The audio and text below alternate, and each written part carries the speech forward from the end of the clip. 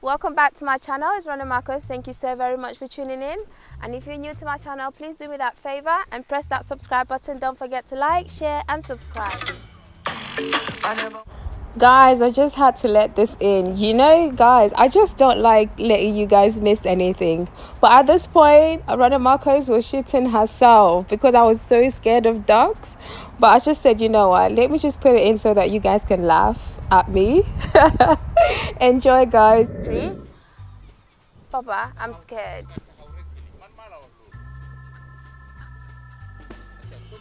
Papa, do come on. Papa. Papa, Kadimbalama, like seriously, I'm scared. Guys, like seriously, the amount of times that I have to move locations. I decided to feed these ducks, but I'm so scared. Look, I've got bread in my hand, but the minute I start giving them bread, they start attacking me. My dad said not to run because they ain't gonna do nothing to me, but I'm just scared. I'm so scared, and I feel sorry for them. I know they're massive. But anyways, so today I decided to talk about a very important issue, and also it's a message. Don't think I'm actually here to actually offend anyone, because I'm not. So if this message, you think that it's a bit too harsh, I'm sorry, because I don't mean it that way. So Africans that have actually migrated to one of these Western countries, always, like most of them, not all of them, always believe that they have to adopt. They always kind of have this mentality that they have to adopt the Western lifestyle, to the extent that they will actually train their kids to actually adopt the Western life in a way that they will not feel proud of their own culture. What I mean by this is that a lot of these Gambians, specifically I'm talking about, because I'm basically giving out examples to things that I've actually experienced that Gambians actually do, which is very, very shameful. It's very important that when we move to a Western country, let's not forget about our culture. What I mean by this is that a lot of Africans, when they have kids and start having family in the Western world, they basically train their kids to adopt that Western lifestyle. What I mean by this is that they will not teach their kids their language. So for instance, a Gambian that has a child in England will not basically, this is most of them by the way, not all of them, because some I know they're very good at training their kids to basically have the African mentality. So this is not all of you. So I'm talking about the ones that actually do this. When they have kids, they will not want their kids to learn their language and also culture. They will only speak English to their daughters or their sons.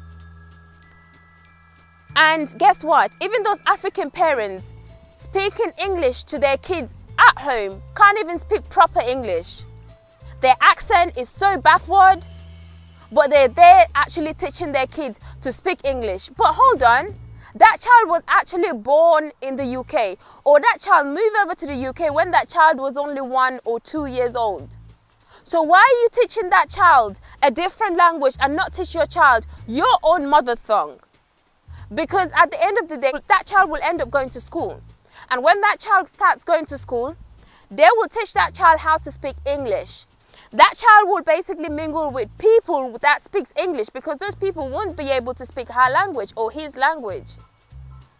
When that child goes out to play, that child will speak English. At the end of the day, that child is going to end up speaking better English than you, the parent that has been teaching the child English. But how about teach your child your language, your culture, your way in Africa?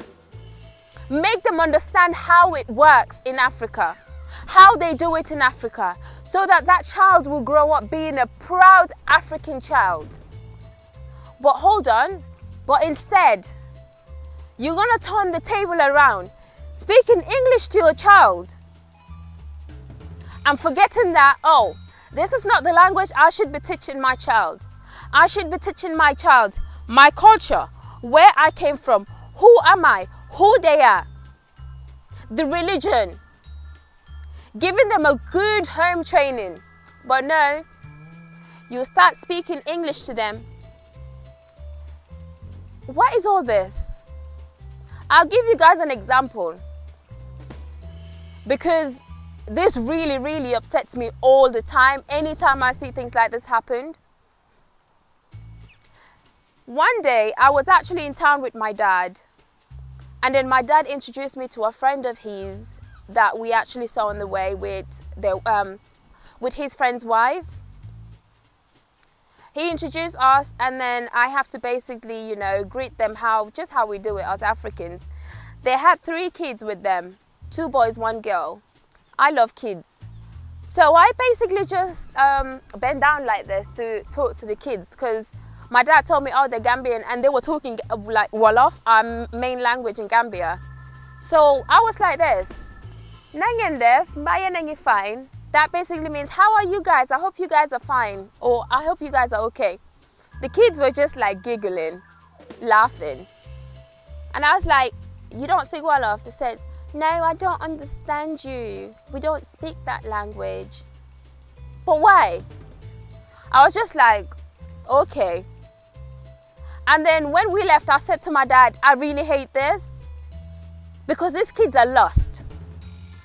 Don't you think it's sad? You are speaking the language with your wife. You are speaking the language with other Gambians. You get excited when you see your other people, like people from the same country as you. You can connect with them, but your kids can't, and they're going to grow up that way. There are some Gambians that when you speak to their kids in Wolof, because my dad had this experience before, his friend, their kids don't speak Wolof. My dad tried talking to those kids. The parents were like, no, don't speak that language with our child. They can't speak that language. No, oh no, it's just English, I swear. How disgraceful is that? But those people sat there with my dad speaking Wolof, speaking Mandinka. But why? But why? Can you guys just tell me? Why can't you train your kids to speak the same language? Because the last time I checked, kids that speak more than 1 language are smarter than kids that speak only 1 language. Because their brains are working. And those kids can be interpreters tomorrow. They can be a whole lot of things. They can have international appointments anywhere in the world. And for them to adopt a different language is going to be so easy. Because they've been learning different language since when they were kids. You're going to end up teaching your child how to speak English when that child was born here or that child was raised here. And then at the end of the day, that child will speak better English than you. So that when you say, oh son, give me water, they will tell you, no mom or no dad, it's not water, it's give me water. Like, seriously? But I really adore the African parents that teach their kids to the extent that they will go to Arabic school after English school. And when they get home, people like my dad, I try to speak English at home with my sister.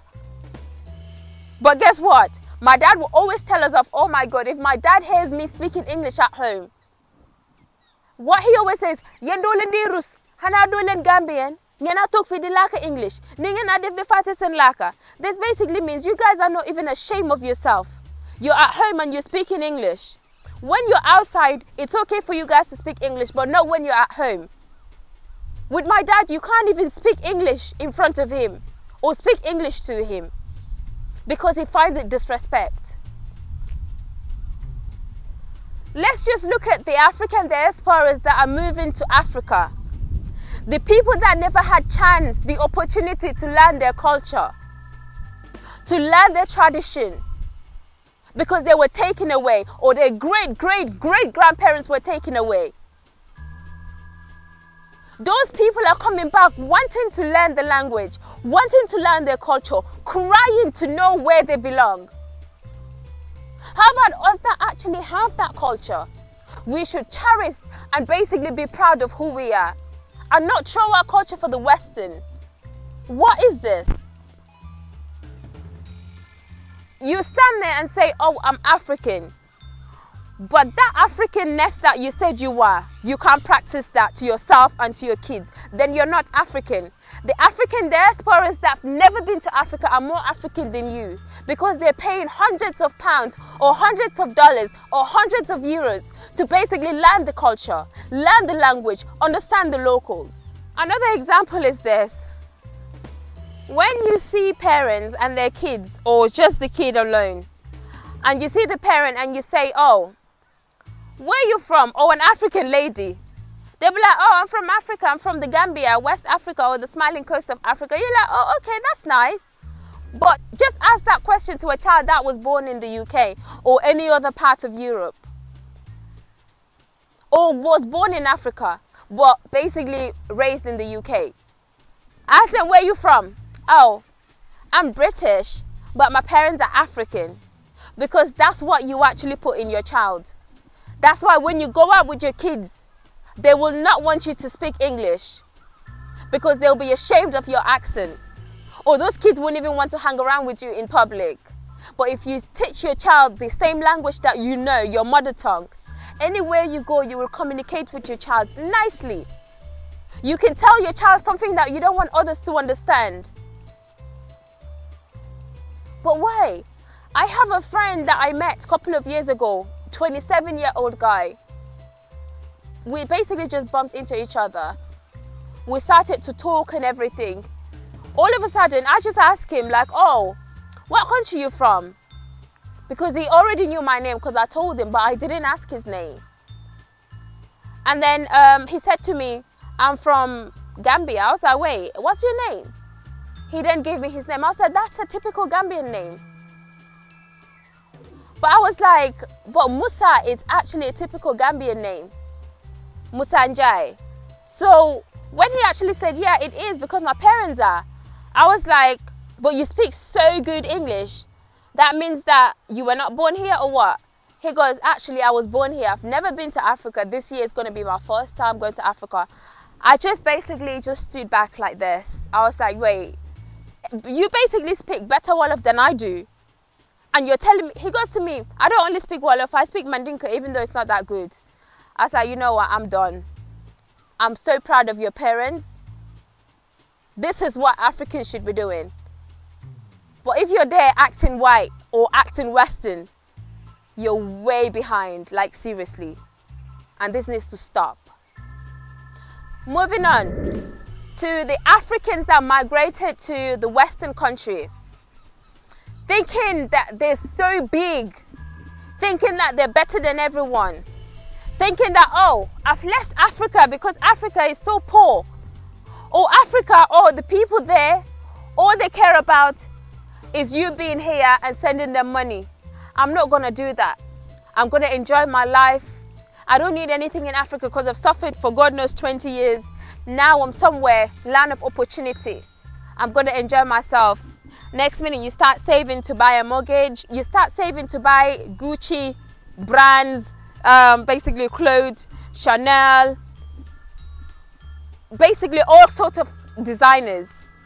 Next minute, you start buying your new nice cars, your Jaguar, Land Rover, BMW, just name it. Everyone in Africa will be like, oh my God, Rene Marcus have made it in Europe. Oh my God, Rene Marcus, oh my God, I wish I was her. She's so lucky. Everyone in Africa wants to be my friend because that's what I'm portraying. There people are there wanting to be like me, wanting to have the opportunity, while you're actually there wasting your money on nothing and never think of to save and move back home. Those people that are like this, you need to change.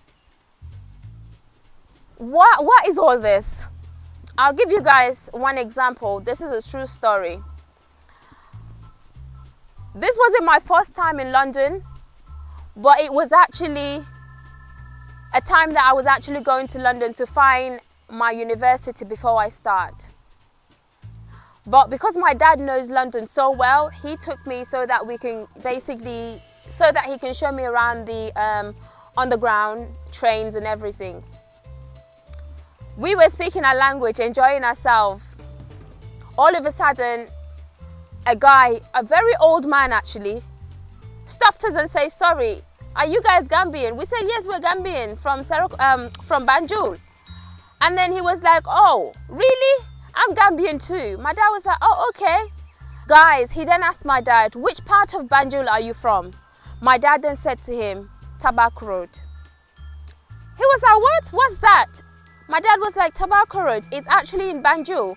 He goes, no, because the guy said this to my dad, the time I actually left Banjul only stopped at Allen Street. And guess what, guys? Allen Street is now the center of Banjul. Which basically means that this guy has not been to Gambia for so many years. Because of what? He decided to use his time and life while he was young to make it and move back home. Instead, he was enjoying.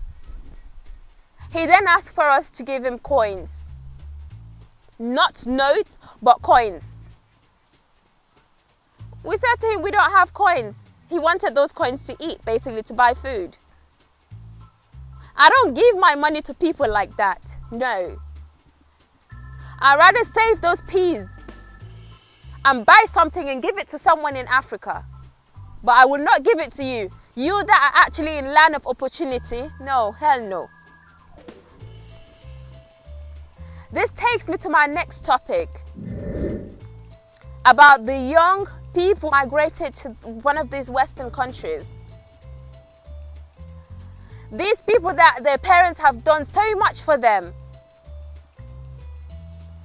These people that basically gave their parents so many promises when they traveled to a country that they would basically help their parents.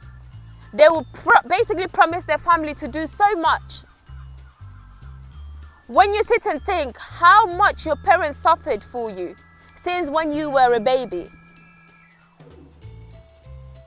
Once these people actually travel to one of these Western worlds or Western countries, they forget every single thing that they promised their parents and their loved ones. Instead, when their parents call them, oh, we have this problem, they will say, I don't have money, oh, I don't have work, I've lost my job, I've got this issue. Because they're busy enjoying life, traveling to different countries around Europe, buying expensive stuff. These are the people that have no plan. They will never send money to look after their family, to look after their parents. We have people like that. I'm not going to mention name, but on my Instagram, a lady from, I think she's from America or Canada, she sent me a message, a DM, basically saying she likes things that I do and everything for my country. And she has a Gambian friend who is actually in the Gambia. This guy basically just contacted her out of nowhere, saying that they really need help because things are just so hard in Africa and things like that. Out of pity, this lady doesn't even know this guy in Gambia. She decided to sponsor this guy and his family. Every month she sends out money. I was so happy about the story, but it's sad. It's sad because this lady has never been to Africa. This lady has never experienced such hardship, but she's willing to help. How about the ones that have been in Africa, who lived in Africa, who've actually been through those sufferness? Them coming to Europe and forgetting everything behind them? Is that fair? Are you thinking? You're not. Guys, if you're one of them doing exactly what I've just mentioned on this video, please change. Be wise. Start saving and be very wise. Plan for your tomorrow. Plan for your future. And move back home. Have a better life. And stop the 9-to-5 job that you're doing. Because you're not fooling anyone, but you're fooling yourself. I hope you understand my message. I hope you think and understand and analyze my message before you drop your comment down below. Thank you very much for your understanding. And you know, guys, I love you so much. And please, please, please, don't forget to like, subscribe and share. And not only that, but I must say thank you so very much to everyone that has been supporting me on my PayPal account. Seriously, guys, thank you. The reason why I'm saying thank you is that a lot of people have been basically requesting for my PayPal account. And on my, I think, on one of my videos, I then basically mentioned it, that I was going to put it on the description box, which I did. And God knows that I was so happy and I was shocked, like seriously. And due to the coronavirus, my project was about to stop. But because of the support that I've been getting from you guys, I actually had to send money the next day back home so that they can continue doing what they were doing in the poultry project. So I really truly appreciate this. Thank you so very much. I'm still gonna leave the PayPal account on the description box. So guys, you're more than welcome to keep supporting me, keep helping me. And some of my subscribers have actually mentioned that every month they're gonna basically help me with every little amount that they have. I really truly appreciate this. Like seriously, guys, the love you guys have for me, I truly truly appreciate it. And guys, you know that I'm scared of these ducks, right? And I love you guys so much. So let me just have a bit more fun with them before I let you guys go. Hey, look at these cuties. Oh, oh, oh, they're so cute. Oh, look. Oh, look. Oh, that's so cute. The big one is so greedy though, like you're so greedy.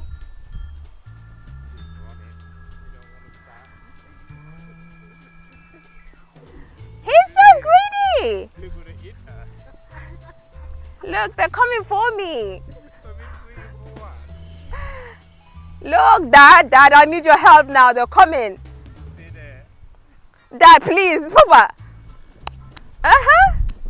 Look, it's finished. Papa, it's gonna fly on me. That's so cute. Oh. Dad, be careful, there's a hole here.